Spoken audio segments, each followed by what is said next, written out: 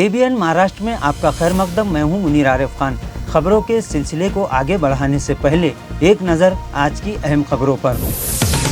अवाम के पास सिर्फ 24 घंटे। यकसा सिविल कोड को लेकर मुस्लिम पर्सनल लॉ बोर्ड की लॉ कमीशन को इतराज़ भेजने की अपील। तो दूसरी तरफ जमीयतुल उलमा हिंद का मुल्क के मुसलमानों को पैगाम, जुमा को यौम दुआ मनाने का किया ऐलान।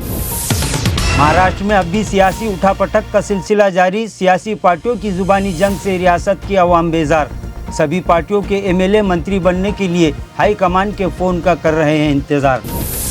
संजय राउत के बयान से महाराष्ट्र की सियासत में फिर हुई हलचल। राउत ने कहा, महाराष्ट्र की ED हुकूमत डी गैंग की तरह कर रही है काम, अवाम को जल्द दिखाऊंगा सबूत। और पानी के लिए तरस रही औरंगाबाद की आवाम से फिर किया गया वादा। मरकज़ी वजीर भागवत कराल ने कहा, इसी साल दिसंबर से शहरियान को हर 2 दिन बाद फराहम किया जाएगा पानी। लेकिन आवाम ने कहा, पहले हुकूमत को तोड़जोड़ की सियासत से तो मिले फुर्सत। नाजरीन, मरकज़ी हुकूमत की जानिब से मुल्क में UCC का हुआ खड़ा करने के बाद ही से मुस्लिम पर्सनल लॉ बोर्ड, जमीयतुल उलमा हिंद, जमात इस्लामी हिंद, जमीयत अहले हदीस, जमीयत अहले सुन्नत वल जमात के अलावा मुल्क की तमाम ही बड़ी और छोटी दीनी और मिली तंजीमों की जानिब से लॉ कमीशन को अपनी जानिब से राय भेजने की अपील की जा रही थी।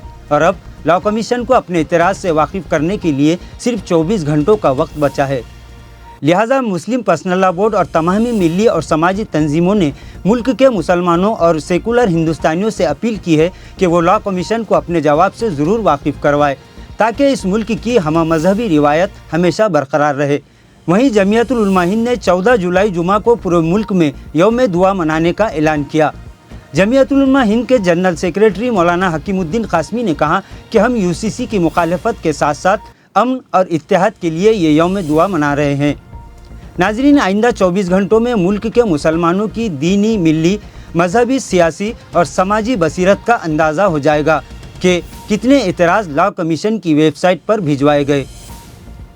नाजरीन, महाराष्ट्र में NCP से बगावत करने के बाद रियासत के नायब वज़ीर आला की कुर्सी हासिल कर चुके अजीत पवार और इनके साथ दीगर 8 MLAs भी वज़रा की फहरिस्त में शामिल तो हो चुके हैं। लेकिन अब तक जिस वक्त हम ये खबर नश्र कर रहे हैं, इन्हें कलमदान तकसीम नहीं किए गए, जिससे इस बात का अंदाज़ा लगाया जा सकता है कि हुकूमत में शामिल तीनों ही पार्टियों में कलमदानों को लेकर सियासी उठापटक का सिलसिला अब भी जारी है।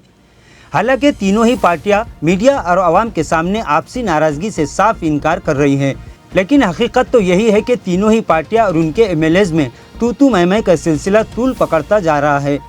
तीनों ही पार्टी का हर MLA पार्टी हाईकमान के फ़ोन का इंतज़ार कर रहा है ताकि मंत्री बनने का इसका ख्वाब भी पूरा हो सके। लेकिन ये बात तो तय है कि सभी को वज़रा की फहरिस्त में शामिल करना आसान नहीं है। तो फिर ये बात भी तय है कि कलमदान तकसीम होने के बाद भी महाराष्ट्र में फिर नाराज़गी का नया दौर शुरू होगा। और ऐसा लगता है कि ये सियासी ड्रामा 2024 तक आवाम को इसी में मसरूफ़ रखने का शायद बेहतरीन ज़रिया साबित हो। नाजरीन, उद्धव सेना के रुकन पार्लियामेंट और शिवसेना के तर्जुमान संजय राउत ने आज महाराष्ट्र की मौजूदा हुकूमत पर संगीन इल्ज़ामात लगाए और उन्होंने आवाम और मीडिया से कहा कि वो बहुत जल्द इस मामले के सबूत महाराष्ट्र के आवाम के सामने पेश करेंगे। वाज़ेह है कि गुज़िश्ता 1 साल से हुकूमत में शामिल तमामी सियासी पार्टियां उद्धव ठाकरे के वफादार और शिवसैनिकों की पहली पसंद संजय राउत पर निशाना साधने में मसरूफ़ दिखाई दे रहे हैं। तो वहीं संजय राउत अकेले ही इन तमाम मुखालिफिन को मुंह तोड़ जवाब देते नजर आ रहे हैं। जब भी कोई नया सियासी शोशा सामने आता है, संजय राउत पूरी ताकत से इस मामले को निपटाने में कामयाब होते दिखाई दे रहे हैं। लेकिन गुज़िश्ता दिन संजय राउत के एक बयान ने सियासी हलकों में फिर हलचल पैदा कर दी। उन्होंने कहा कि मौजूदा हुकूमत डी गैंग की तरह काम कर रही है। संजय राउत के मुताबिक रियासत की हुकूमत आने वाले इलेक्शन के लिए महाराष्ट्र की मुख्तलिफ जेलों में कैद बड़े मुजरिम कैदियों के राब्ते में है और वो इन्हें ज़मानत पर बाहर निकाल कर नया सियासी कारनामा अंजाम देने के फिराक में है। नाजरीन, औरंगाबाद शहर में गुज़िश्ता कई सालों से पीने के पानी का मसला इंतहाई संगीन रुख इख्तियार करता जा रहा है। शहर के बेशतर इलाकों में कहीं 4 दिन तो कहीं 5 दिन नागे से पानी सप्लाई होने से शहरियान बेहाल हो चुके हैं और गुज़िश्ता कई सालों से लोग म्यूनसिपल इंतज़ामिया, रियासती हुकूमत और मुतल्लिका वज़रा से इस संगीन मसले का हल निकालने की गुहार लगाते लगाते गोया थक चुके हैं। लेकिन इन्हें एक उम्मीद उस वक्त नज़र आई जब मरकज़ी वज़ीर डॉक्टर भागवत कराल ने स्मार्ट सिटी के एक जायज़ा प्रोग्राम में आवाम से ये वादा किया कि इसी साल दिसंबर से शहरियान को हर 2 दिन बाद पानी फराहम किया जाएगा।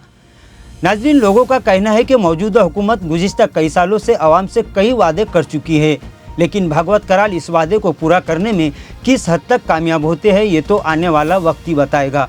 क्योंकि बीजेपी हुकूमत ने रियासत की आवाम से वादे तो बहुत सारे किए, लेकिन हुकूमत का ज़्यादातर वक्त रियासत में जारी तोड़जोड़ की सियासत में ज़ाया हो रहा है। नाजरीन, आज के लिए बस इतना ही। कल फिर मुलाकात होगी कुछ अहम खबरों के साथ। तब तक के लिए मैं मुनीर आरिफ खान आपसे इजाज़त चाहता हूँ। अल्लाह हाफिज़।